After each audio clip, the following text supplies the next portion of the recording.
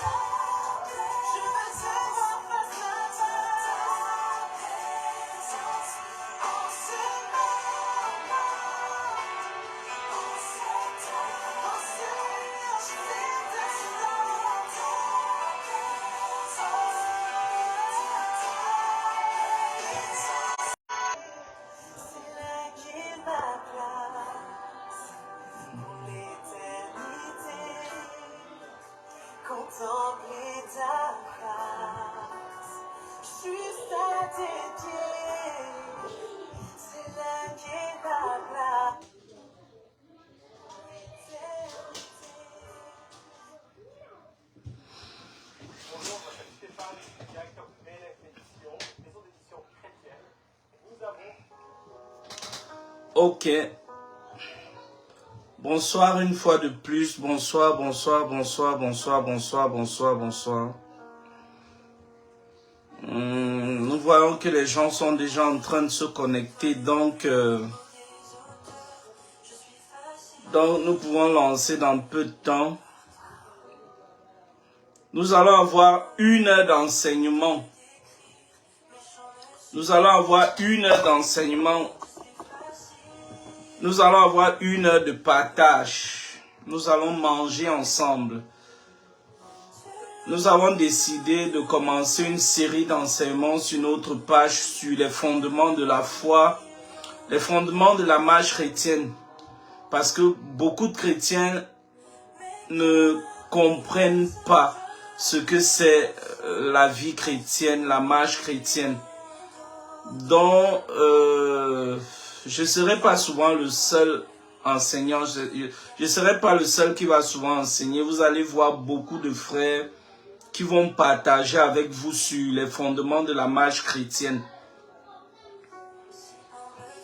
Encore quelques secondes ou alors minutes et nous lançons. Je vous prie de patienter. Merci de comprendre et merci pour votre patience. Je voudrais pas qu'on lance quand nous sommes 2, 3. Je vois nous sommes 5 en ligne. Je voudrais au moins qu'on soit 10 et puis on commence. Les autres viendront après.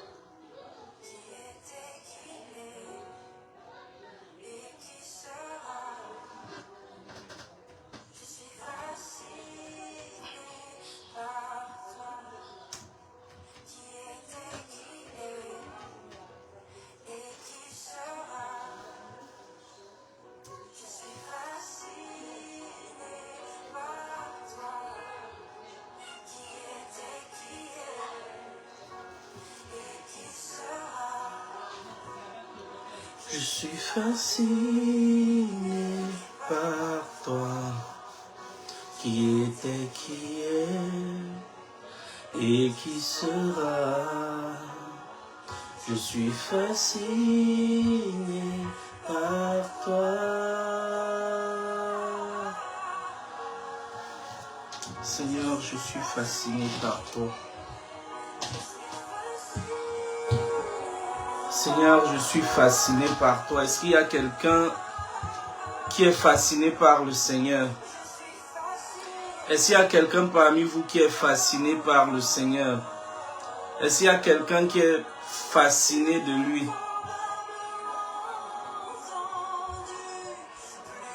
Ok, nous allons lancer. Seigneur, nous te bénissons pour ce moment que tu nous donnes de passer en ta présence. Nous te rendons grâce, Père, pour tout ce qui sera dit ici en cette soirée.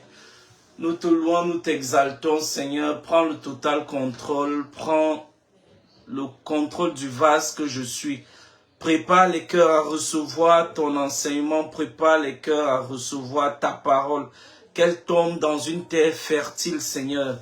Et que tous ceux qui entendront le message que tu vas donner ici en cette soirée soient des personnes qui vont mettre cela en pratique. Seigneur, nous ne voulons pas seulement être des chrétiens qui entendent ta voix et puis l'oublient quand ils sont partis.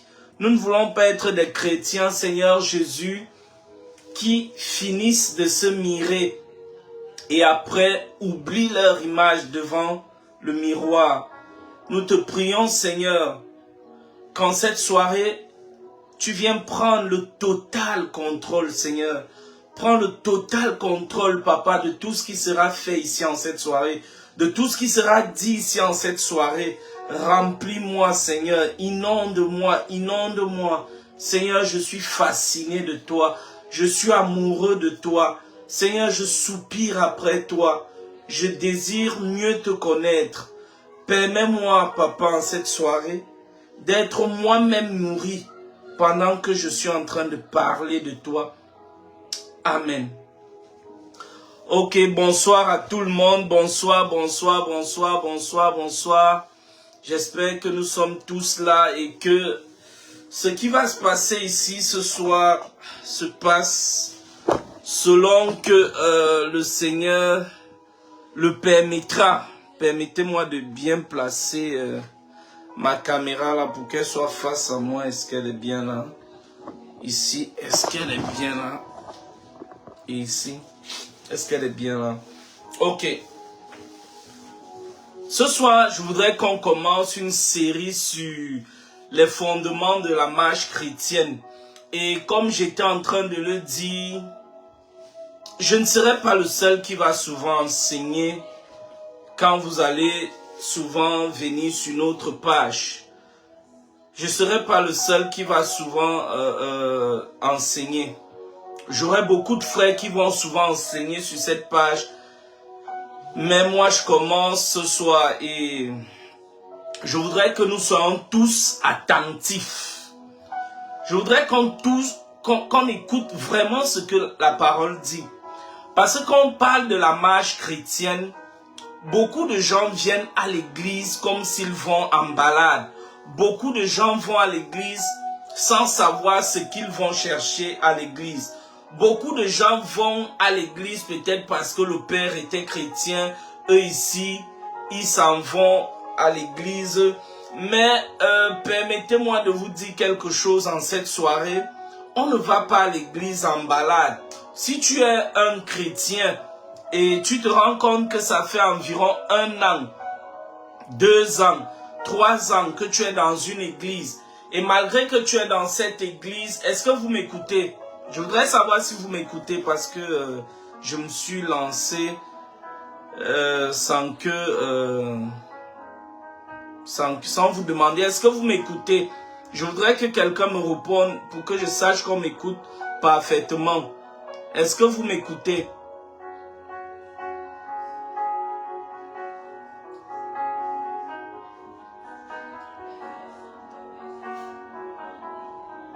Est-ce qu'on m'écoute? Est-ce qu'on m'écoute? Est-ce que quelqu'un peut réagir et me dire oui, on t'écoute?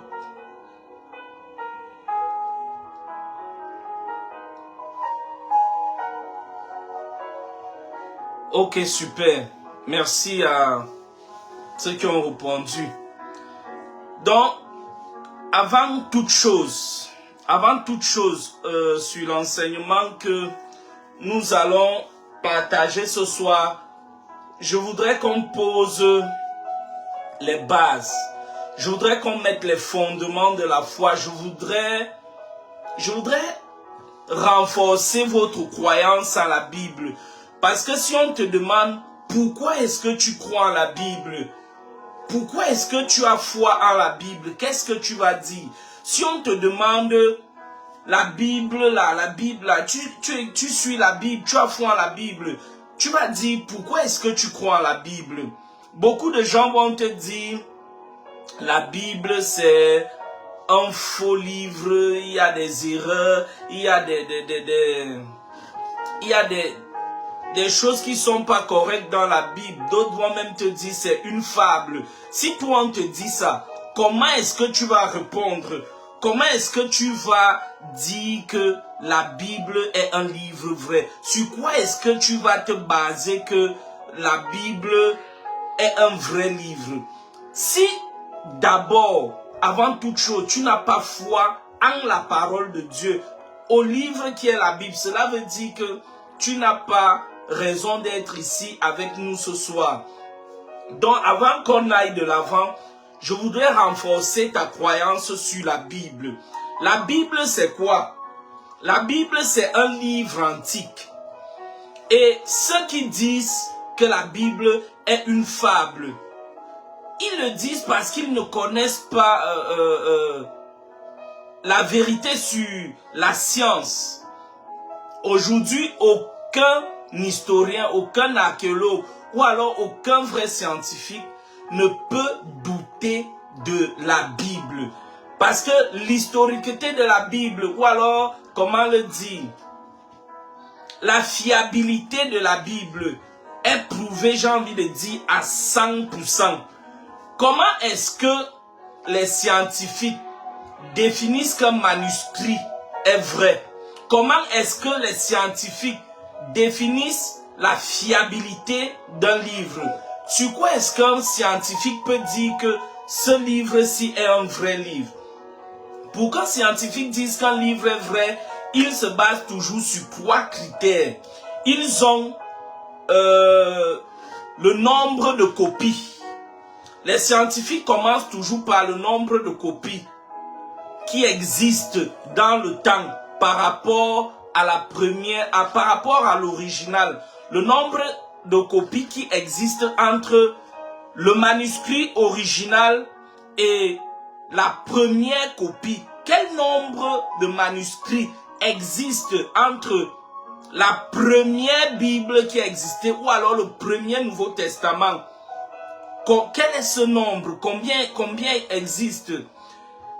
Ils vont aussi sur le temps. Quel est le temps qui s'est écoulé entre le manuscrit original et la première copie? Ils vont aussi sur les différences qui existent entre le nombre de copies. Malheureusement, certaines personnes vont se lever, dire que tel livre est faux, tel livre est vrai, sans avoir vérifié dans le temps si ce qu'ils sont en train de dire est vrai. Quand on regarde dans le temps, il existe plus de copies de la Bible dans le temps que n'importe quel livre antique. Si nous prenons par exemple, prenons par hasard les écrits de Platon, beaucoup de personnes croient en Platon. Ils vont te dire oui, Platon a existé, Socrate a existé, mais demande-leur qu'est-ce qui leur prouve que Platon a existé. Quand on va dans l'histoire, on verra que le nombre de copies, par exemple de Platon, le nombre de copies d'écrits de Platon, c'est environ 1300.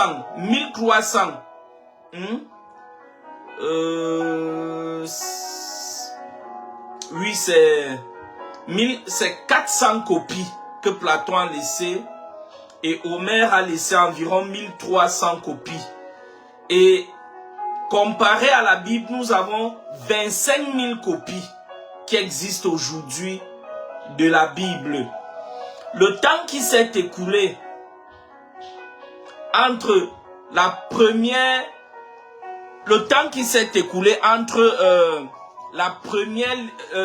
écriture de Platon et la deuxième écriture est d'environ 1300 ans. Excusez-moi si je peux me mêler les pédales, mais ce que je voudrais que ce soit, c'est qu'on retienne 3 choses qui permettent qu'on puisse dire que un livre est vrai. Le nombre de copies, le silence dans le temps et les différences qui existent entre le nombre de copies. Avec ces 3 méthodes, les scientifiques peuvent dire à 100% ou alors à 95% qu'un livre est vrai ou qu'un livre est faux. Et quand on regarde le nombre de copies dans l'histoire, la Bible a le plus nombre de copies qui a jamais existé, 25 000. On va avec Platon a 400. On va avec les autres, c'est minime. Je peux dire c'est très minime. Avec les autres, je dirais c'est très minime.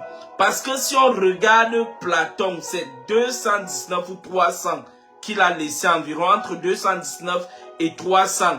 On regarde Homère. Homère a laissé environ 2000 à 2300. Mais la Bible, c'est 25 000. Et le temps qui s'est écoulé entre le premier livre de Platon et la première copie, c'est environ 1300 à 1400 ans. Le temps qui s'est écoulé entre le premier livre d'Homère et la première copie, c'est environ 400 à 500 ans. Et le temps qui s'est écoulé entre le premier Nouveau Testament ou alors la première Bible et la première copie, c'est 35 ans. Si vous vous rendez compte, quand on parle de l'histoire, 35 ans, c'est comme un battement d'œil. 35 ans, c'est comme un clignement d'œil. Donc, c'est très court. Très, très court. Et maintenant, quand on regarde les différences dans le temps, les différences dans la Bible sont très, très, très minimes. Sont très, très, très négligeables. Et ça, c'est pas la seule chose qui nous prouve que la Bible est vraie. Ça, c'est d'abord de façon archéologique et historique que j'étais en train de parler. Nous avons aussi les preuves prophétiques. Il n'y a aucun Bible sur cette terre, aucun livre sur cette terre qui a parlé comme la Bible. Il n'y a aucun livre sur cette terre qui a dit des choses qui vont arriver et qui se sont réalisées comme la Bible. La Bible est un livre qui nous a, si je compte les prophéties bibliques qui se sont réalisées jusqu'à aujourd'hui, c'est environ 3000 prophéties bibliques qui se sont réalisées. Il n'existe aucun livre sur cette terre qui a autant de prophéties réalisées. Les autres Bibles n'ont même pas de prophétie. La seule prophétie qu'on retrouve dans les autres Bibles, c'est la fin des temps. Tous disent que il y aura la fin des temps, il y aura la fin des temps, il y aura la fin des temps. Mais la Bible nous donne avec précision, je dis bien avec précision, les choses qui vont arriver dans le temps. Donc ce soir, je voulais d'abord encourager ta foi. Je voudrais d'abord encourager ta foi sur la Bible. Pour que tu crois en tout ce qui sera dit ici ce soir. Ce soir, nous ne sommes pas en train de prendre une fable pour te raconter, comme certains le disent. Ce soir, nous ne sommes pas en train de jouer pour que tu crois comme les autres te disent. Mais ce soir, nous sommes en train de mettre les fondements d'une croyance qui va rester et demeurer dans ta vie.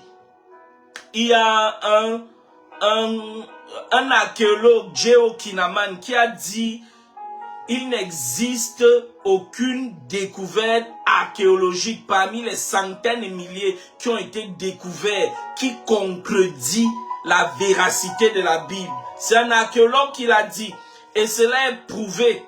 Donc je voudrais déjà soutenir ta foi et t'encourager, mon frère, à croire que ce que nous allons dire ici ce soir n'est pas raconté d'une fable, n'est pas tiré d'une fable. Ce que nous allons dire ici ce soir, c'est pour renforcer ta foi et c'est pour te donner les fondements.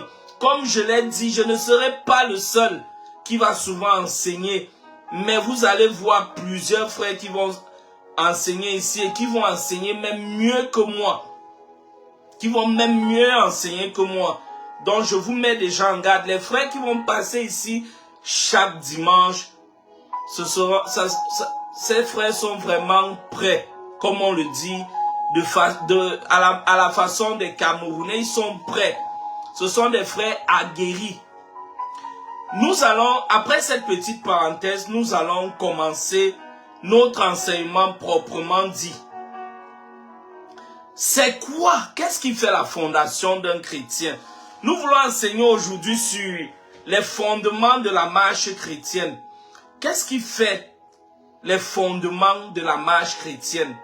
Qu'est-ce qui fait, selon toi, les fondements de la marche chrétienne? Je vais prendre ma Bible et nous allons lire. Parce que tout ce que nous disons doit être tiré de la parole de Dieu. Tout ce que nous disons doit être pris de la parole de Dieu. La parole de Dieu doit être la boussole du chrétien. En matière de foi, l'autorité suprême, c'est la parole de Dieu. Peu importe ce qu'un homme peut te dire, qu'il soit pape, qu'il soit apôtre, qu'il soit prophète, si cela n'est pas confirmé par la parole de Dieu, la Bible, cet homme-là ne te dit pas la vérité. C'est pourquoi ce soir, je voudrais que la Bible soit notre boussole. C'est pourquoi ce soir, je voudrais que la Bible soit notre guide. Alors, j'ai demandé, qu'est-ce qui fait d'un homme un chrétien? Si on te demande, est-ce que tu es chrétien? Si on te demande, est-ce que tu es disciple? Tu vas dire oui. Tout le monde, même si on demande à un fou là que, est-ce que tu es chrétien? Il va dire oui. Mais qu'est-ce qui fait un chrétien? Mais qu'est-ce qui fait un chrétien? Personne sur cette terre ne peut servir Dieu comme lui il veut. On sert Dieu comme Dieu veut, et non pas comme Richard veut, et non pas comme ton père veut, et non pas comme tes parents veulent. On sert Dieu comme Dieu veut. Et pour servir Dieu, Dieu nous a donné son testament. Dieu nous a donné son code pénal. Voici le code pénal de Dieu. Voici le testament de Dieu. C'est pourquoi en cette soirée, nous allons nous y pencher et voir ce que la parole de Dieu dit. C'est pourquoi ce soir, nous allons regarder ce qui fait d'un homme un chrétien. Selon la Bible, l'Église primitive, la parole de Dieu nous dit que toute écriture, selon Timothée, qui a été écrite, est écrite pour notre édification, pour notre éducation, pour notre élévation. Donc, pour que nous puissions dire que voici ce qu'il faut pour être chrétien, nous devons rentrer au niveau de l'église primitive. Qu'est-ce que les apôtres nous ont dit? Les apôtres nous disent que pour être chrétien, qu'est-ce qu'il faut? Pour être chrétien, il faut 5 choses. La première chose, pour être chrétien, disciple de Jésus, il faut être enfant de Dieu. Tout le monde n'est pas enfant de Dieu. La parole de Dieu nous dit qu'on devient enfant de Dieu. Ceux qui peuvent noter, notez. J'encourage ceux qui peuvent noter, noter. Et tous les points que je vais donner ce soir, les frères qui viendront souvent, chacun à sa façon, va développer un point. Ce soir, je vais parler de plusieurs points.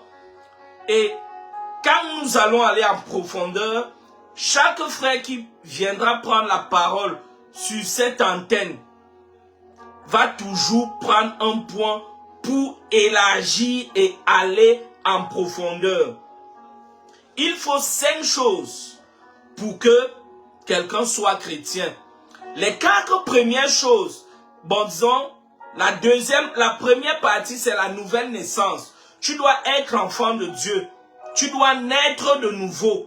Et il y a des frères qui vont développer la nouvelle naissance sur ce plateau, sur cette antenne, sur cette page. Mais après que tu sois né de nouveau, il y a 4 choses qui font de toi un vrai chrétien. Je voudrais que nous lisons Actes des Apôtres 2, verset 42. Nous allons lire le livre de Actes des Apôtres 2, verset 42.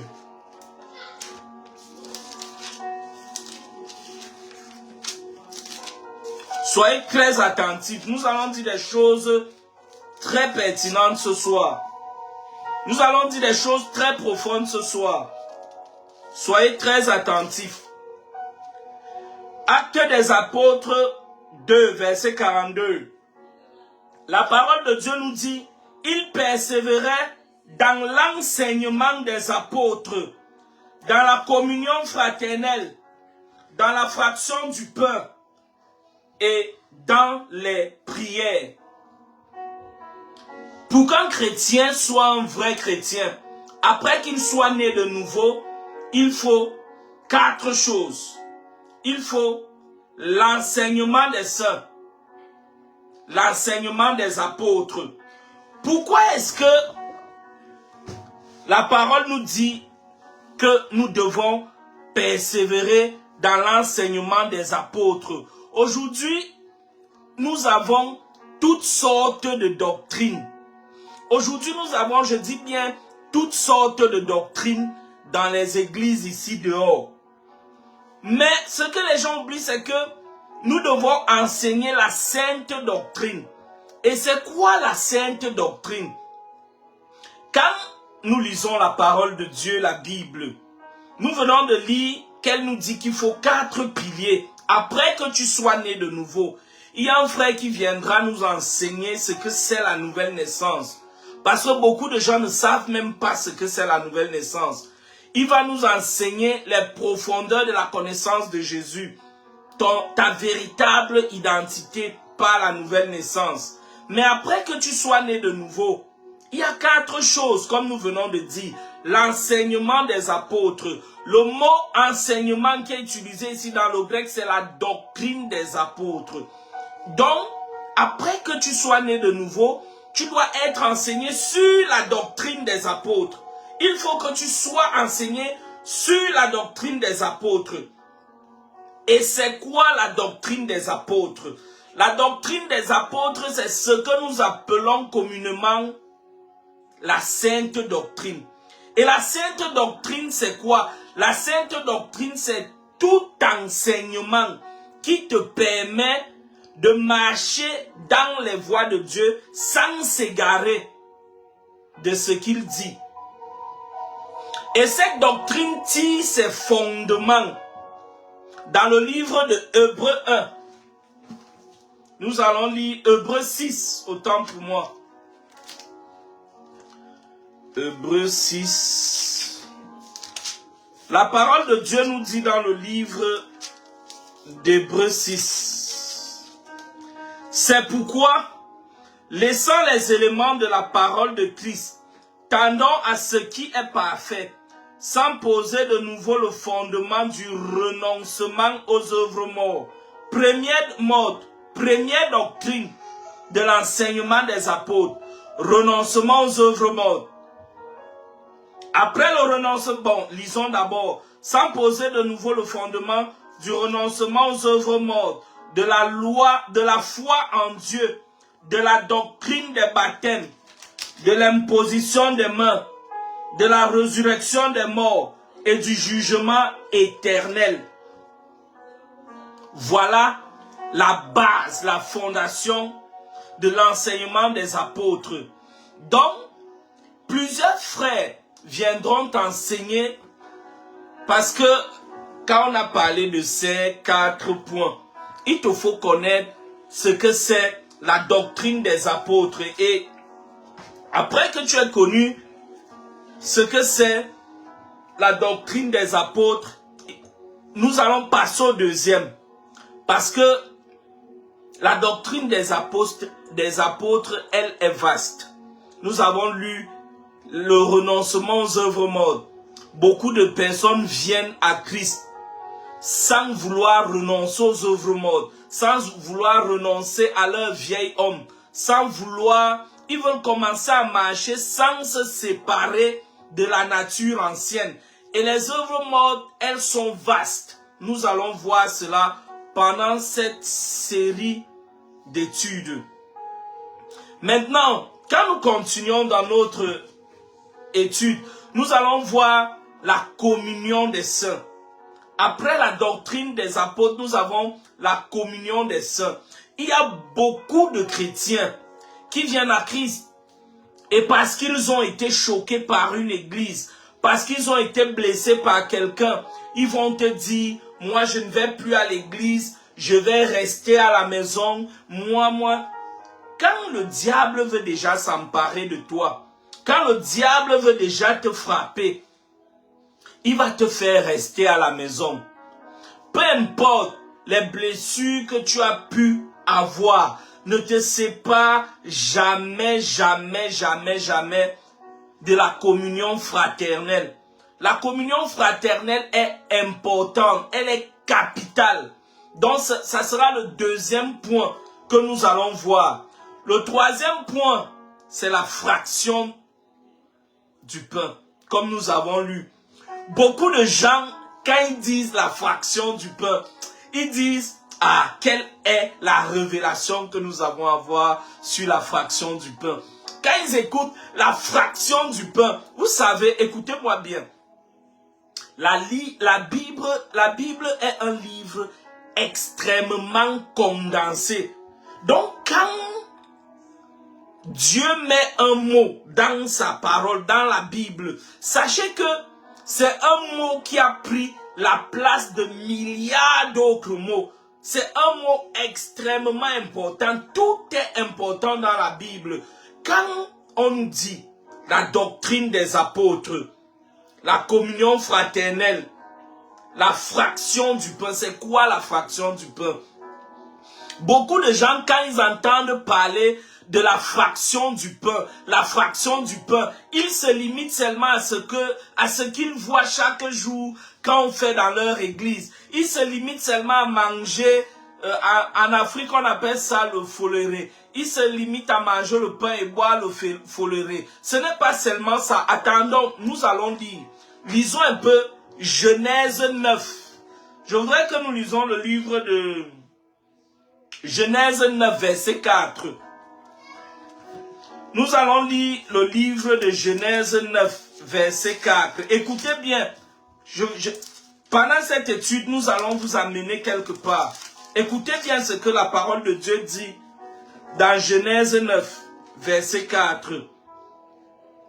Seulement, vous ne mangerez point de chair. Vous ne mangerez point de chair avec son âme, avec son sang.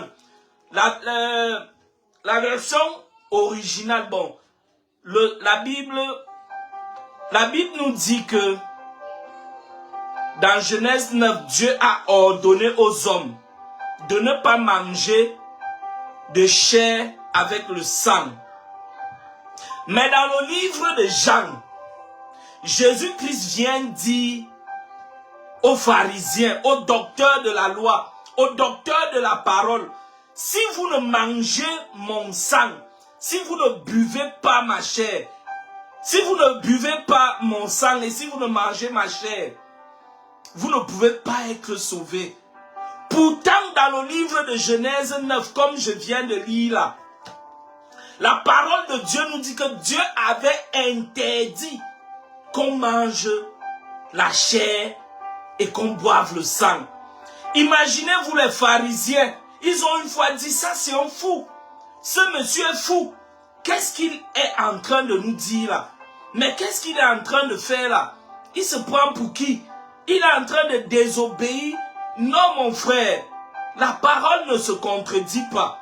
Quand la parole de Dieu, quand tu vois une certaine contradiction dans la Bible, va en profondeur pour comprendre ce que Dieu voulait révéler aux hommes. Va en profondeur pour voir ce que Dieu voulait donner aux hommes. Écoute-moi bien, quand Dieu dit, vous ne mangerez point de chair avec la vie, parce que âme là c'est la vie. Dans le livre de Deutéronome, est-ce qu'on peut lire le livre de Deutéronome? Dans le livre de Deutéronome 12, la Bible nous dit que, bon, à cause du temps, nous n'allons pas tout lire. Dans le livre de Deutéronome, la Bible nous dit que la vie est dans le sang. La vie est dans le sang. C'est pourquoi vous allez voir dans certains films ou dans le monde des esprits, si une personne veut voler ta vie, si une personne veut prendre tout ce que tu as comme j'ai envie de dire, de bénédiction que Dieu a réservé pour toi, il va boire ton sang. Vous voyez souvent dans les films, des gens boivent le sang du sang humain dans une coupe. Ce n'est pas juste des imageries légères. Ce sont des actes très profonds que les hommes doivent comprendre. Quand tu vois quelqu'un en train de boire le sang, il boit ton sang. Si quelqu'un boit ton sang, il boit tes grâces, tes bénédictions. Et ce sont des choses physiques.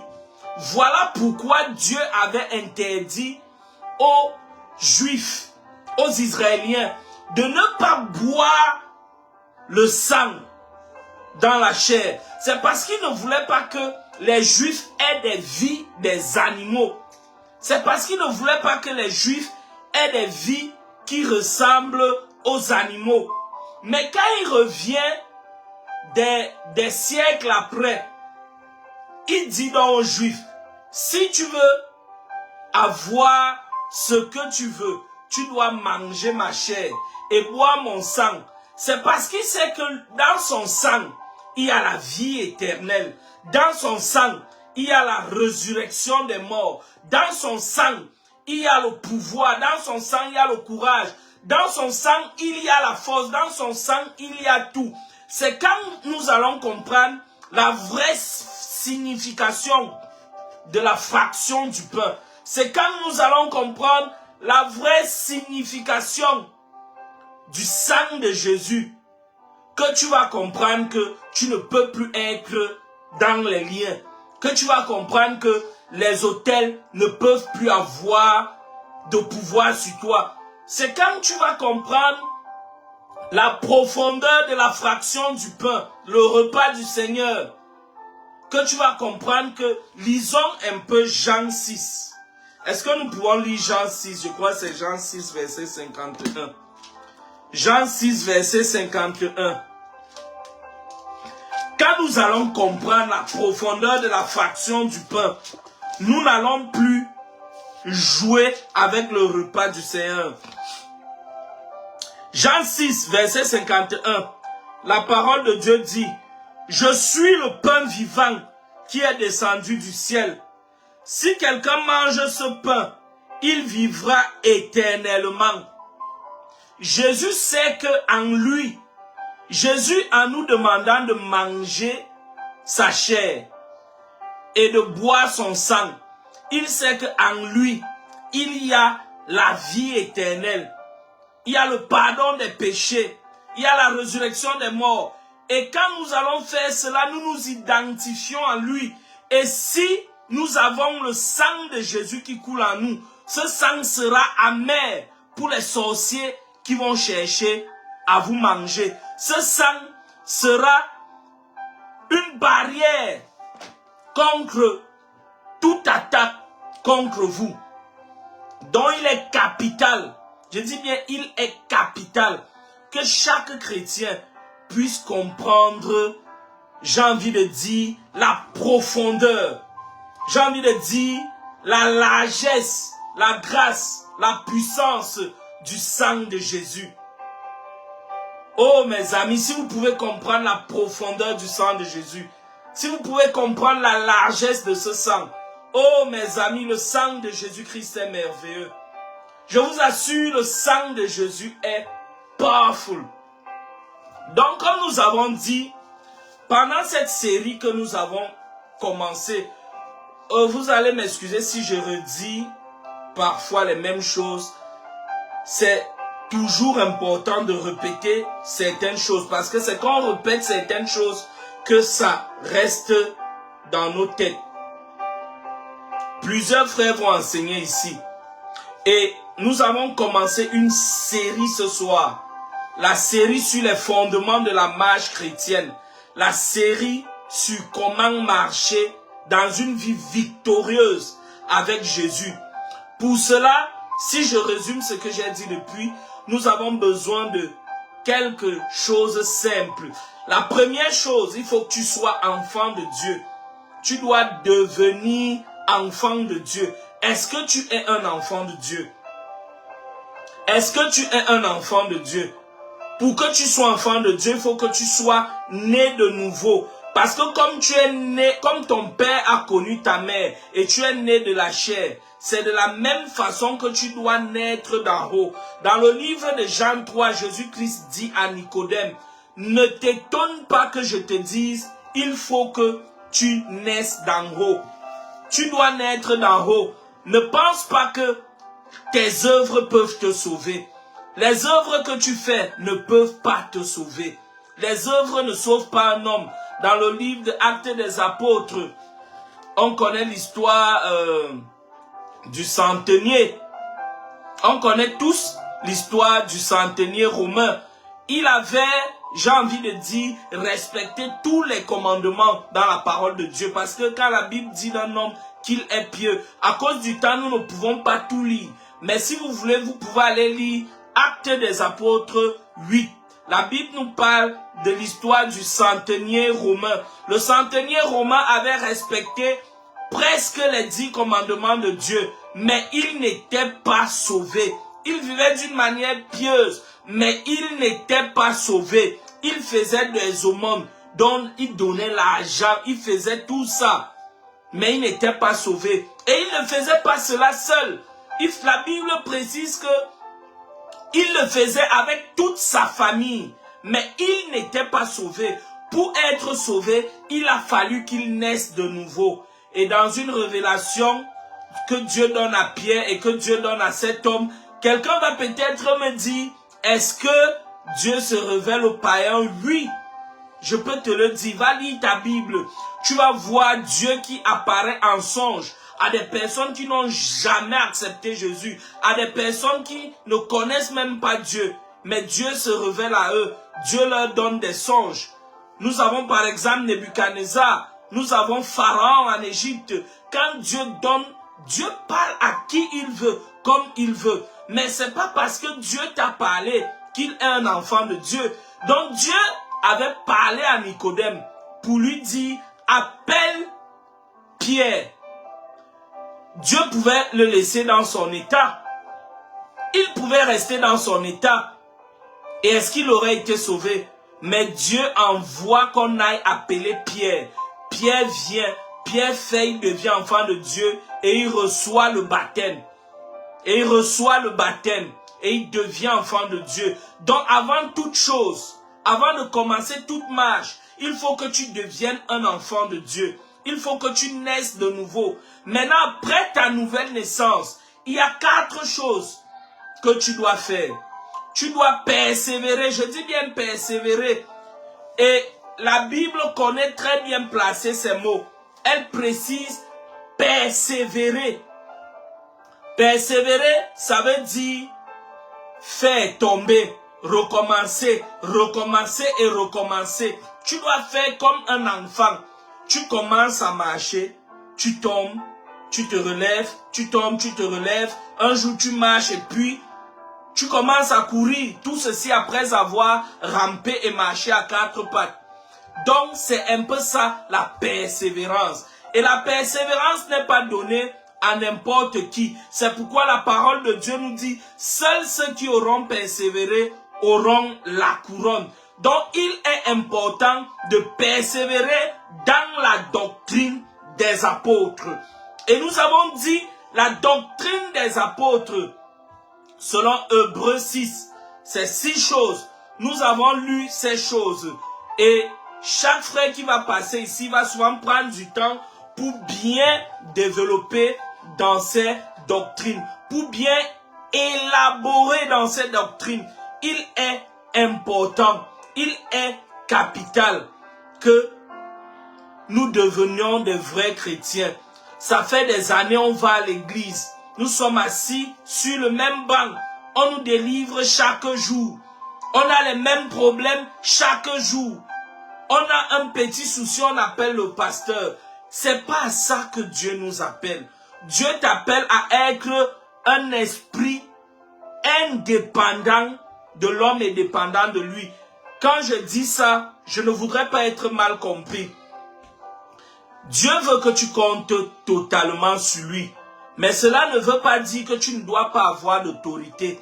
Tout homme, c'est normal, c'est une loi biblique, doit être sous une autorité. Cela empêche beaucoup d'égarements et beaucoup de dérapages. C'est à cause que certains pasteurs ne sont plus sous des autorités, sous plusieurs autorités, qu'on voit ce que nous voyons aujourd'hui à travers le monde. Chacun crée son église, son assemblée, il gère comme il veut, il fait comme il veut, parce qu'il n'y a personne qui peut lui dire ceci n'est pas bon, ceci n'est pas vrai. Non, là, ce n'est pas ça. Ce n'est pas ça. Donc, après la doctrine des saints, nous devons revenir à la communion fraternelle. Il n'est pas normal que tu sois né de nouveau et tu n'as pas d'église. Il n'est pas normal que tu sois né de nouveau et que tu n'aies pas d'assemblée où tu peux communier avec des frères. Il n'est pas normal, ce n'est pas biblique. Maintenant, il est vrai, certains frères qui sont à un certain niveau là peuvent dire, faisons notre église de maison, ou alors faisons ceci, faisons cela, mais qu'à cela ne tienne, chaque frère, chaque sœur, chaque personne qui décide de sortir de l'église, il est en train de s'isoler pour que le diable puisse le frapper. Il est important d'être en communauté. Il est important, capital, d'être en communauté. Il est, j'ai envie de dire, crucial de vivre en communauté. Dieu n'a jamais dit qu'il apparaît ou alors il siège au milieu de la louange du frère. Mais il dit des frères. Des frères. Il n'a jamais dit là où un est, je suis présent. Mais il dit là où deux ou trois sont rassemblés à mon nom, je suis. Donc il est important que nous chrétiens, nous puissions avoir des assemblées, des communions. C'est pourquoi le deuxième point qui fait d'une personne un vrai chrétien, c'est la communion des saints. Le troisième point, comme nous avons dit, c'est la fraction du pain. Et quand on parle de la fraction du pain, on ne parle pas seulement de ce que tu vas aller manger un pain et boire un jus. Ici, il s'agit de comprendre le mystère derrière la fraction du pain.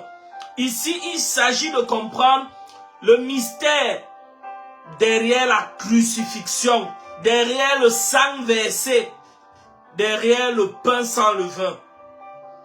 Il est capital de comprendre cela. J'ai pris un exemple dans Genèse 9 au verset 4. Le Seigneur nous interdit de manger la chair et de boire du sang. Mais comment peut-il venir dans Jean 6 au verset 51 et dans le livre de Jean et dans plusieurs autres passages nous demander de manger son corps et de boire son sang si nous voulons être sauvés?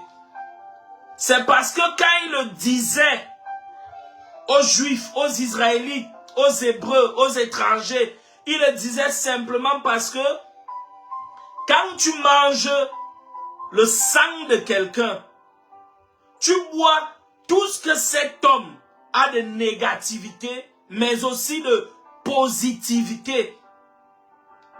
C'est pourquoi ce que vous voyez souvent à la télé, dans des films, comment quelqu'un boit le sang humain ou le sang de l'animal, ce n'est pas faux. Ce sont des réalités calquées, je dis bien calquées, ou alors imagées du monde des esprits. La parole de Dieu nous dit dans le livre de Deutéronome, comme nous avons lu tout à l'heure, Deutéronome 12, verset 23, la vie est dans le sang. La vie est dans le sang. La vie est dans le sang. Ne t'es-tu pas souvent demandé, tu n'as jamais connu ton arrière-grand-père, tu n'as jamais connu ton grand-père, tu n'as même peut-être jamais connu ton père, mais tu as le caractère de ton père, mais tu as les habitudes de ta sœur. Pourquoi? Parce que vous avez le même sang, ou alors parce que le sang de ton grand-père coule en toi. C'est dans le sang qu'il y a la vie. C'est dans le sang qu'il y a l'âme. Le sang, c'est la vie. Le sang, c'est l'âme. Le sang, c'est la vie. Le sang, c'est l'âme. Quand Dieu te demande donc de ne pas manger la chair et de ne pas boire le sang, c'est parce qu'il ne veut pas que tu manges la vie au cru et de prendre les malédictions de cette personne. Mais quand Jésus-Christ vient dire que si nous voulons la vie éternelle, il nous faut manger sa chair et boire son sang. C'est parce que lui, il connaissait que la vie éternelle est dans son sang. La réussite, c'est dans son sang. Dans son sang, il y a un brisement de joug. C'est quand tu bois le sang de Jésus, c'est quand tu bois le sang du Seigneur Jésus-Christ que tu peux dire avec autorité que les liens ancestraux n'ont plus rien à voir avec moi. Déjà quand tu nais de nouveau, les choses anciennes sont passées, toutes choses deviennent nouvelles. Ça, c'est pas discutable. Maintenant, tu dois travailler ton caractère. Maintenant, la façon de travailler ton caractère est appuyée avec la fraction du pain, selon les 4 fondements que nous avons lus tout à l'heure. Quand tu bois la fraction du pain, tu t'identifies à Jésus. Son sang coule en toi. Quand tu bois le sang de Jésus et quand tu manges son corps, ce n'est plus toi qui vis, mais c'est lui qui vit. Tu peux donc dire avec autorité que les sorciers ne peuvent plus rien contre toi. La malédiction ne peut plus rien contre toi. Les hôtels ne peuvent plus rien contre toi. Les échecs ne peuvent plus rien contre toi. Mais avant, il faut comprendre le mystère de toutes ces choses. Voilà pourquoi l'apôtre Paul pouvait dire que plusieurs sont morts en mangeant le repas du Seigneur parce qu'ils ne comprennent pas ce qui veut dire la fraction du pain, le repas du Seigneur. Il est capital de comprendre ces choses si nous voulons marcher dans une vie victorieuse avec Jésus-Christ. Il est capital, je dis bien crucial, de comprendre ces choses. Et le dernier point, c'est la prière. Mais bien aimé, j'ai été scandalisé. D'ailleurs, ce n'est pas la première fois que je le suis. Je suivais un homme de Dieu ce matin qui disait, nous n'avons plus besoin de prier. Nous n'avons plus besoin. Un homme de Dieu qui était en train de dire ce matin sur une chaîne, nous n'avons plus besoin de prier. Nous n'avons plus besoin de chasser les démons. Christ a payé le prix. Quelle ignorance! Et ce qui me scandalisait, c'est de voir les chrétiens qui étaient en train de mettre en commentaire, Amen, Daddy, Amen, Papa, preach, preach, preach, tell us, tell us, tell us. C'est terrible. Comme nous avons dit tout à l'heure, mon peuple périt faute de connaissance. Mon peuple périt faute de connaissance. 3 choses peuvent faire que tu as mangé le sang de Jésus, tu as mangé le corps de Jésus et tu as bu son sang, mais tu restes au même niveau. 3 choses seulement peuvent le faire. Mais quelqu'un qui ne connaît pas ça, bon, là c'est une parenthèse, mais quelqu'un qui ne connaît pas ça, qu'est-ce qui peut faire que quelqu'un est chrétien, mais il est toujours frappé, ou alors il marche toujours dans l'échec? Première chose, c'est si Dieu le permet, comme dans le cas de Job. Tu peux être chrétien, mais Dieu permet que tu sois frappé. La deuxième chose, c'est l'ignorance. Mon peuple périt faute de connaissance, comme la Bible nous le dit dans le livre d'Osée. Tu peux être chrétien, ne pas connaître, j'ai envie de dire, les voies par lesquelles tu dois marcher. Si quelqu'un m'envoie de l'argent là maintenant et que j'ai de l'argent dans mon compte, mais il ne me dit pas que je t'ai envoyé de l'argent, ou alors il ne me donne même pas le mot de passe, je n'aurai jamais cet argent. Mais pourtant il m'a déjà envoyé l'argent, mais je suis ignorant non seulement du mot de passe, s'il a mis un code PIN, mais du fait de ce qu'on m'a envoyé de l'argent. Donc, en tant que chrétien, non seulement tu peux être frappé par Satan, parce que Dieu l'a permis, comme dans le cas de Job, mais à cause de ton ignorance. Et une troisième chose peut aussi permettre cela, le péché. Avec le péché, tu peux ouvrir une porte dans ta vie. Avec le péché que tu commets, tu peux ouvrir une porte dans ta vie. L'âme qui pêche, c'est elle qui mourra. Toutes ces choses que je suis en train de dire, là, je suis en train de donner en gros. Mais rassurez-vous, je reviendrai et plusieurs frères reviendront sur cette page pour vous dire ces choses. Il est crucial de marcher dans la droiture avec le Seigneur. Si tu marches droitement avec le Seigneur, mais que tu es frappé, cela veut dire quoi? Cela veut dire que c'est Dieu qui le permet simplement.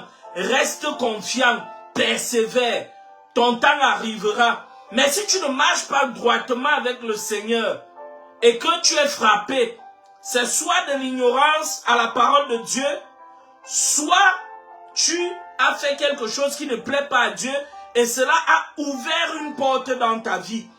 Donc ne te dis pas, ne pense pas que parce que tu es chrétien, tu ne peux pas être frappé, tu ne peux pas être touché. Et quand on parle d'ignorance, j'ai ouvert cette parenthèse parce que nous étions en train de parler de l'ignorance, de la connaissance du mystère du repas du Seigneur, la fraction du pain, qui est le troisième pilier selon la marche d'un enfant de Dieu. Et vous allez voir plusieurs choses dans la Bible. Dieu n'a jamais dit, vous ferez cela en mémoire de moi. Mais concernant la fraction du pain, concernant le repas du Seigneur, il dit, vous ferez cela en mémoire de moi. Vous ferez cela en mémoire de moi. Cela veut dire que nous devons faire cela continuellement. Un chrétien doit prendre un chrétien normal doit continuellement prendre la Sainte Seine. Chaque mois ou chaque semaine. Chaque chef de famille. Chaque chef de famille, si tu es un homme, tu es marié, tu es une femme et tu as des enfants, et que tu as déjà passé 1 mois, 2 mois, sans prendre la Sainte Seine avec ta femme et tes enfants, mon frère, tu cours dans le sac. Parce que c'est un point crucial dans la marche chrétienne. Si on revient donc sur la prière, ce monsieur était en train de dire, tu peux faire ce que tu veux, tu peux vivre comme tu veux, tu es déjà sauvé. Tu peux faire ce que tu veux, le sang de Christ a coulé à la croix. Et il revient et il appuie, il dit, nous n'avons pas besoin de prier. Nous allons chasser les démons jusqu'à quand? Nous sommes nés, on a trouvé les démons et tout. Écoutez ce qu'un homme peut dire. Pourquoi est-ce qu'on doit prier? Il y a plusieurs critères pour lesquels on doit prier. Et c'est pourquoi les chrétiens doivent être enseignés. Déjà, premièrement, il existe certaines prophéties. Je dis bien, il existe certaines prophéties de Dieu qui ne peuvent pas s'accomplir tant que les chrétiens ne prient pas. C'est dans la Bible. Ce n'est pas moi qui le dis. Voici un exemple terre à terre. Écoutez bien, peuple de Dieu. La parole de Dieu, Dieu dit à Abraham que son peuple va aller 400 ans. 400 ans. La parole de Dieu dit à Abraham, ton peuple ira en esclavage 400 ans. Mais le peuple a passé combien de temps en esclavage? Est-ce que le peuple a passé 400 ans? Non. Ça veut dire que le temps que Dieu avait prévu est passé. Le peuple a plutôt passé 430 ans. Et pourquoi cela n'arrivait pas? Parce que les Juifs ne priaient pas. Mais un jour dans le désert, Dieu dit à Moïse, j'ai entendu les cris de mon peuple. Donc il fallait que les Juifs crient à Dieu. Crier là, c'était prier Dieu. Seigneur, viens nous délivrer, viens nous délivrer. Il fallait. Dieu a dit 400 ans, mais ils ont fait 430 ans. Parce que la prière n'arrivait pas. La même chose se passe dans le livre de Daniel. Dieu avait dit que les Juifs allaient passer 75 ans. Et quand Daniel prend la Bible, nous pouvons lire. À cause du temps, nous n'allons pas lire tout. Mais je vous dis, nous allons revenir profondeur sur toutes ces choses. Daniel dit dans le livre que quand les temps furent accomplis, je lus dans les livres, je discernais. Donc, Daniel a lu la parole de Dieu pour discerner que voici le temps que Dieu a dit que nous devons passer, qui est arrivé. Mais il n'y a rien. Que faut-il donc faire? Il dit, je me suis mis en prière. Daniel a prié. Donc, ne pense pas que parce que tu es chrétien, tu ne dois plus prier. Il existe certaines prophéties de Dieu qui ne peuvent pas s'accomplir si un homme ne prie pas. Une autre raison de prier, c'est te fortifier toi-même. Si tu ne te fortifies, la parole de Dieu nous dit quoi? La prophétie, comme tu vois là, la prophétie édifie les autres. Mais le parler en langue, la prière en langue t'édifie toi-même. Ça fait grandir ton esprit. C'est-à-dire quand tu pries, tu grandis. La prière, c'est le sport du chrétien. C'est la prière qui bâtit ton squelette spirituel. C'est la prière qui bâtit ton muscle spirituel. Alors, quand un homme de Dieu vient te dire que tu n'as plus besoin de prier, il veut que tu restes chétif. Il veut que de façon spirituelle, tu restes chétif. C'est pourquoi le diable joue avec les chrétiens. Le diable voit plus certains chrétiens légers. Certains chrétiens sont légers. Je dis bien certains chrétiens sont légers. Le diable joue avec eux. Parce qu'ils ne vont pas en profondeur. Ils ne vont pas en profondeur. Nous devons aller en profondeur. Nous devons connaître qui est Dieu. Tu dois connaître qui est Dieu. Tu dois connaître qui est Dieu. Et s'il te faut connaître Dieu, la Bible est simple, mais aussi elle est compliquée. Excusez-moi de dire ça de cette façon. Mets ce que la parole de Dieu dit en pratique et tu vas réussir. Si je résume ce que j'ai dit aujourd'hui, 5 choses font d'une personne un vrai chrétien et un disciple de Jésus. La première chose, c'est la naissance de nouveau. Ne pensez pas que tous les hommes sur la terre sont des enfants de Dieu. Non. Et ceux qui ne sont pas des enfants de Dieu, là, Satan n'a plus besoin de les déranger. Ils appartiennent déjà à Satan. Ils appartiennent déjà à Satan. Satan n'a plus besoin de les déranger. Mais toi qui es enfant de Dieu, Satan en a après toi. Il est fâché de toi. Il va te combattre. Et pour que tu sois enfant de Dieu, la première des choses que tu as à faire, c'est de naître de nouveau. Il faut que tu naisses de nouveau. Tant que tu n'es pas né de nouveau, tu es un homme animal. Tu n'es pas différent du chien, du chat. Tu n'es pas différent de la grenouille. Et c'est la Bible qui le dit. C'est la Bible qui le dit. Ce n'est pas moi. La parole de Dieu dit dans le livre de 2 Corinthiens au verset 15. 1 Corinthiens 2 verset 15. La parole de Dieu établit les limites, les bases, la différence entre un enfant de Dieu et un enfant de Satan. Parce que détrompez-vous, il n'y a que deux côtés. Si tu n'es pas l'enfant de Dieu, tu es l'enfant de Satan. Les gens vont dire, tu juges, tu juges, tu juges. Mais c'est très gentil ce que je suis en train de vous dire. Jésus-Christ, lui, il a appelé ses disciples démons. Il a appelé ses disciples Satan. Jean-Baptiste a appelé d'autres races de vipères. Il y a plusieurs personnes, quand tu commences à leur dire la vérité, leur cerveau se ferme. Ils n'écoutent plus. Parce que le diable tient leur cœur. S'ils étaient véritablement des enfants de Dieu, c'est que quand nous sommes en train de parler comme ça, même s'ils n'acceptent pas, ils vont chercher et regarder si ce que nous disons est vrai. C'est vrai, aujourd'hui nous avons la course à l'enrichissement. Beaucoup de gens deviennent enfants de Dieu parce qu'ils veulent se faire de l'argent.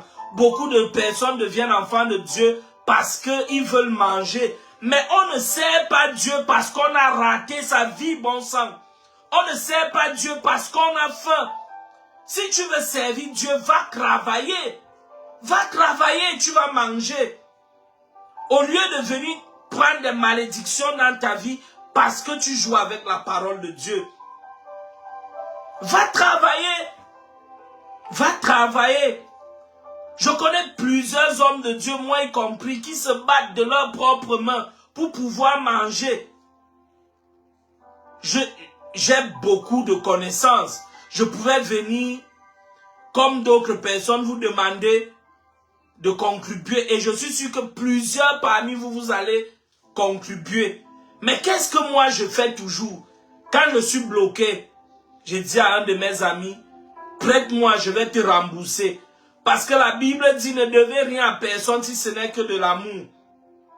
Si je suis bloqué, je dis quand je suis bloqué, si je suis bloqué. Mais à part ça, je travaille de mes propres mains. Et il y a plusieurs parmi vous et plusieurs personnes qui savent ce que j'investis de ma propre poche pour le royaume de Dieu. Ils savent ce que mon épouse et moi, nous dépensons pour l'œuvre de Dieu. Dans l'œuvre de Dieu, ce n'est pas le jeu. Beaucoup de personnes sont devenues prophètes parce que c'est la marque aujourd'hui. Prophète, prophète, prophète, prophète. D'autres, bishop. Parce que ils ont faim. Mais on ne sert pas Dieu parce qu'on a faim. Je vous assure, si vous voulez réellement servir Dieu, mettez en pratique ces 4 choses que nous avons données ce soir. J'ai plus dit 5 choses parce que je considère que la première, elle est déjà acquise. Plusieurs parmi vous qui me suivez, vous êtes déjà nés de nouveau. Et d'autres ne sont pas encore nés de nouveau. Si toi qui m'écoutes, tu es déjà né de nouveau, je t'encourage à naître de nouveau. Si toi qui m'écoutes, tu n'es pas encore né de nouveau, je t'encourage à naître de nouveau. Mais ceux qui sont déjà nés de nouveau, les 4 piliers dont j'ai parlé, c'est vous que ça concerne. Parce que si tu n'es pas encore né de nouveau et que tu veux faire ces 4 piliers, tu perds ton temps. Et croyez-moi, une maison qui doit être bâtie sur une fondation à 4 piliers doit avoir ces 4 piliers. Si tu dis une maison dont la charpente a demandé 4 piliers, tu viens faire 2 piliers ou 3 piliers, cette maison va s'écrouler. Cette maison va tomber. Il est question de faire les 4 piliers pour que la maison doit être solide. Jésus-Christ dit, c'est la maison qui a été bâtie sur le roc, dont les vents, la tempête n'a pas pu renverser. Mais celle qui est bâtie sur le sable, celle qui n'a pas tous les piliers, sera toujours renversée. Elle sera toujours renversée. Je vous assure, mes frères, je vous assure, mes sœurs, je ne vous appelle pas mes enfants parce que je ne suis pas dans ces choses. Je suis toujours dans l'évangile terre à terre. Et ceux qui me connaissent le savent. Et beaucoup de gens, quand on les appelle, peut-être mon frère, ma soeur, et s'ils sont pasteurs, ils vont se fâcher. Ils vont se fâcher, c'est vrai, mais ils ne comprendront jamais que c'est le meilleur des titres. Parce que quand on t'appelle frère, cela veut dire que tu es fils de Dieu. Alors que le prophète, tous ces titres, tous ces autres-là, ce sont des serviteurs. Donc, estimons-nous heureux d'être appelés frères. Je voudrais encore vous redire ce soir, mettez ces 4 piliers en pratique et vous allez voir votre vie transformée. Et vous allez voir votre vie changer. Ce soir, nous ne sommes pas allés en profondeur avec les 4 piliers. Nous avons survolé. Mais à partir de la semaine prochaine, nous allons aller point par point. Je souhaite la semaine prochaine, selon que les frères vont décider, nous allons commencer soit par la nouvelle naissance, soit par la doctrine des apôtres. Nous allons aller en profondeur pendant peut-être un mois. Et le mois prochain, nous allons prendre la communion fraternelle. Et après, nous allons prendre la fraction du pain. Et nous allons finir avec la prière. Il est important de marcher sur ces 4 piliers pour que tu sois un disciple de Jésus-Christ. Selon le livre de Acte 2, verset 45, comme nous avons lu tout à l'heure. Cela est capital. Cela est crucial. Si tu ne fais pas ça, tu vas être le même. Ta vie ne va pas changer. Mais c'est pas à cela que Dieu t'appelle. Dieu veut que ta vie change. Dieu voudrait que ta vie change. Dieu désire te voir changer. Seulement, il ne peut pas t'obliger. Il ne peut pas t'obliger. Il ne peut pas te forcer. Il nous donne un libre arbitre. Le Seigneur nous a donné un libre arbitre. Le Seigneur nous a donné un libre arbitre. Donc tu es libre. Tu es libre de dire oui. Tu es libre de dire non. Dieu veut que tu te décides. Dieu veut que tu te décides. Et quand tu vas te décider, il va t'aider dans ta décision. Il va te pousser dans ta décision. Pendant que nous sommes en train de conclure ce soir, parce qu'il me reste environ 10 minutes ou 5 minutes, je ne sais plus bien. Pendant que nous sommes en train de conclure, si on te demande qu'est-ce que tu as retenu ce soir, qu'est-ce que tu as retenu de l'enseignement ce soir, nous avons commencé ce soir avec une parenthèse qui était en train de renforcer votre croyance, votre foi en la Bible. Parce que je vois une question, que dit de ceux qui disent qu'il n'y a pas de libre arbitre? Ceux qui disent qu'il n'y a pas de libre arbitre sont des personnes qui ne lisent pas leur Bible. Mon frère, la parole de Dieu est claire. C'est Dieu qui a écrit. Je mets devant toi le bien et le mal. Et non seulement il met devant toi le bien et le mal, il te demande de choisir le bien afin de vivre. Il te demande de choisir le bien afin de vivre. Donc je te dis, mon ami, je te dis, mon frère, le libre arbitre. Bon, je comprends aussi que ils le disent parce qu'ils ont peut-être lu certains versets bibliques qui semblent montrer que le libre arbitre n'existe pas. Mais en réalité, comment on étudie la Bible? On ne prend pas un verset biblique, ou deux, ou trois, ou quatre, ou cinq, et on fait une doctrine, un enseignement sur ces versets bibliques. Non, on étudie tout ce que la Bible dit sur le sujet, et on décide de ressortir la pensée, la volonté de Dieu. Si vous voulez, nous allons enseigner aussi ici sur le libre arbitre. Selon que vous allez demander et recevoir les sujets de prière sur notre page, nous pourrons revenir. Mais comme j'étais en train de dire, nous avons commencé par renforcer votre foi sur la Bible. Parce que beaucoup de chrétiens croient même en Dieu, mais ils n'ont pas foi en la propre parole. Et c'est ce qui fait en sorte que certains chrétiens vont souvent te dire que la Bible n'est pas le seul livre de Dieu. Ou alors ils vont te dire que la Bible n'est pas la parole de Dieu. Ou alors ils vont te dire que la Bible n'est pas le livre qui contient la parole de Dieu. Bref, ils font des jeux de mots parce qu'ils n'ont pas foi eux-mêmes en la Bible. Donc, les fondements ont été posés ce soir pour vous faire avoir la foi en la Bible. Nous vous avons montré comment est-ce que les scientifiques déterminent qu'un livre est vrai. Et pour déterminer qu'un livre est vrai, le scientifique se base sur 3 critères. Le nombre de copies, la durée de temps de silence et les différences qui existent entre les copies. Et dans cette différence, et dans cette méthode, les scientifiques ont prouvé que cette méthode est sûre à 100%. À 100%. Donc, pour qu'un scientifique puisse dire que ce livre antique, ou alors, bref, ce livre antique, ou cette Bible, ou ce manuscrit, ou toute chose est vraie, il faut que ce manuscrit, ce livre, ait plusieurs copies et que le temps de silence soit acceptable. Maintenant, plus le nombre de copies est vrai, plus le nombre de copies est grand, plus les scientifiques peuvent confirmer que ce manuscrit est vrai.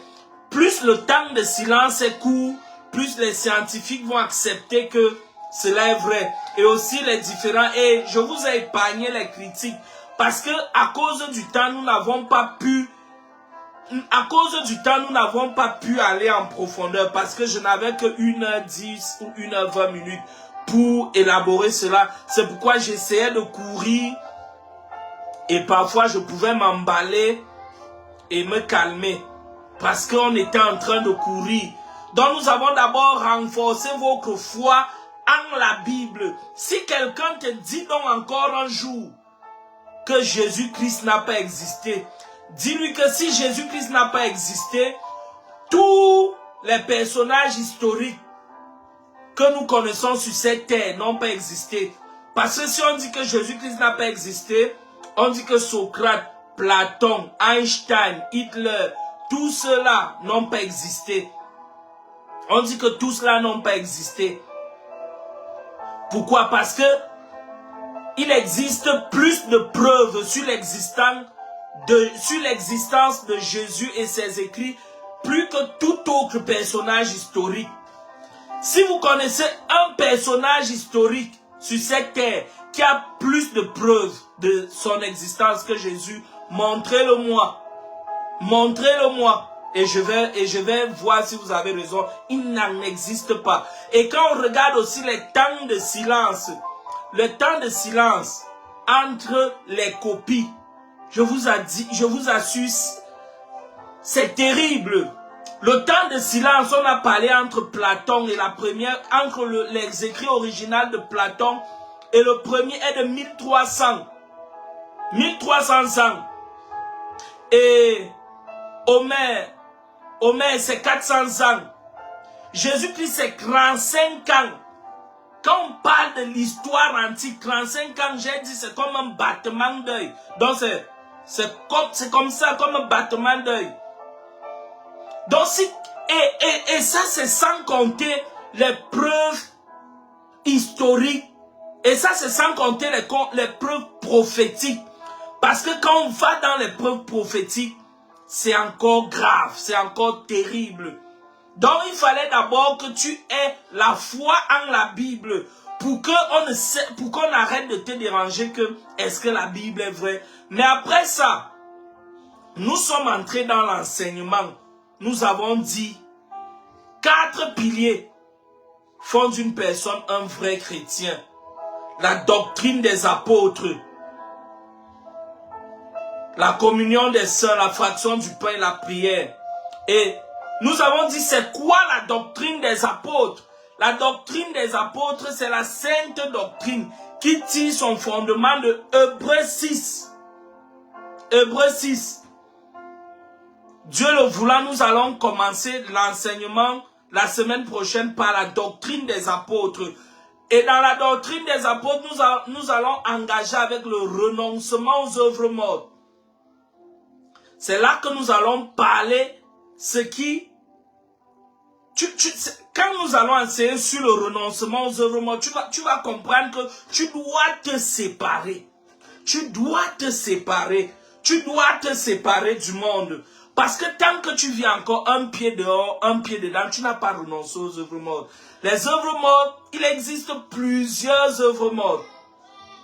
Donc j'espère que j'ai fait ce que je pouvais. Je ne sais pas s'il y a une question avant que je ne vous dise au revoir. Merci à vous tous qui aviez été présents ce soir. Merci à vous tous qui avez répondu à l'appel. Que le Seigneur vous bénisse abondamment. Les temps sont mauvais, nous devons le racheter. Nous vivons la fin des temps. Rassurez-vous, à l'époque de Paul, à l'époque de Jean, il disait déjà que Jésus-Christ revient bientôt. S'il y a 2000 ans, il disait Jésus-Christ revient bientôt. À plus forte raison, nous aujourd'hui ne devons-nous pas le dire. Jésus-Christ revient vraiment bientôt. Et nous n'avons qu'à regarder l'extérieur et voir ce qui se passe aujourd'hui sur la terre. Commençons par l'église. Commençons par la maison du Seigneur. Commençons par nos assemblées. Regardons ce que les églises vivent aujourd'hui. Je peux dire c'est la pourriture. Il y a du n'importe quoi dans les églises. Et après quand on va dehors, on voit encore des choses horribles. Avec tout cela, ne croyez-vous pas que Jésus-Christ revient bientôt? Sachez que Jésus-Christ revient vraiment bientôt. Et il nous faut racheter le temps. Il nous faut racheter le temps. Il nous faut racheter le temps. Combien de personnes as-tu prêché cette semaine? Combien de personnes as-tu parlé de Jésus cette semaine? Est-ce qu'on peut témoigner de toi que tu es un vrai chrétien? Est-ce qu'on peut témoigner de toi que tu marches selon la parole de Dieu? Est-ce que ton mari, est-ce que ta femme peut témoigner de toi que tu es un vrai chrétien? Si je viens ici un jour, vous tous qui me connaissez, et si je viens devant vous, je prêche ce que je ne vis pas. Ma femme et mes enfants seront un témoignage pour moi. Ma femme et mes enfants seront un jugement pour moi. Les enfants ne blaguent pas. Ils pourront te dire même en public, papa tu manques, toi-même tu ne fais pas ça. Donc nous devons être des exemples. Nous devons être des modèles dans cette génération. Nous devons être des modèles dans cette génération. Dans ces quatre piliers, c'est ces quatre piliers qui font la marche du chrétien. Nous allons prendre des mois pour parler de ces quatre piliers. Peut-être 4 mois. Et après, nous allons prendre d'autres choses. Mais ça, c'est la fondation. Que Dieu vous bénisse. Que Dieu vous bénisse. Que Dieu vous bénisse. Seigneur, merci pour toute personne qui a été présente aujourd'hui en ligne. Papa, je te prie, Seigneur, remplis leur cœur de ta parole. Inonde leur cœur de ta présence. Que tout ce qui a été dit ici en cette soirée, Seigneur, ne tombe pas sous des oreilles sourdes.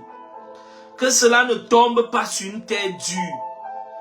Permets qu'ils puissent comprendre cela et mettre cela en pratique. La fondation a été posée ce soir. La fondation a été posée ce soir. Comme tu dis dans ta parole dans le livre de Corinthiens, la fondation a été posée par toi, Jésus, et que toute personne qui construit sur cette fondation doit construire comme toi tu veux que nous construisons. Donne-nous de construire, Seigneur, pendant que nous sommes en train de rappeler cette fondation. Ce n'est pas nous qui posons cette fondation, mais c'est toi, Seigneur. Nous rappelons cette fondation en cette saison à ton église. Il est temps de rappeler que ta fondation, c'est l'œuvre de la croix. Que ta fondation, Seigneur, c'est le ciel, c'est la vie éternelle. Que ta fondation, c'est le brisement. Que ta fondation, c'est l'amour. Que ta fondation, c'est la justice et la vérité. Et que ta fondation, ce n'est pas les biens matériels. Et que ta fondation, ce n'est pas le mensonge. Sois loué, Seigneur, sois exalté. Et que tout l'honneur, toute la gloire, Père, te revienne. Amen. Amen. Que Dieu vous bénisse. Que Dieu vous bénisse. Que Dieu vous bénisse. Merci d'avoir été présent. Et disons-nous à la semaine prochaine. Je ne sais pas si c'est moi qui va encore enseigner la semaine prochaine. Mais la personne qui va enseigner la semaine prochaine, on va vous le dire avant mercredi. Et cette personne, je suis sûr, va enseigner soit mieux que moi, soit aussi mieux que moi. Parce que j'ai des frères qui connaissent la parole de Dieu. Soyez bénis.